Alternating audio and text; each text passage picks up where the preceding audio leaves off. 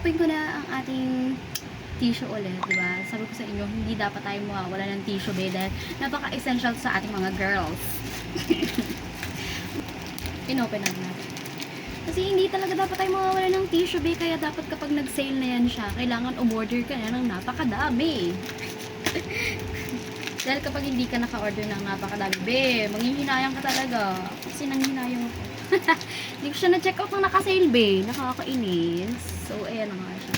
Sobrang, alam nyo naman, be, na lagi akong umu-order dito sa brand na to, Ichi Tissue, be. Hindi talaga dapat wala itong tissue para sa ating mga girls. Kasi gamitan talaga natin to super duper. So, ayun, kailangan natin, kapag alam mong naka-sale na yan, be, damihan mo na talaga yung check out, be.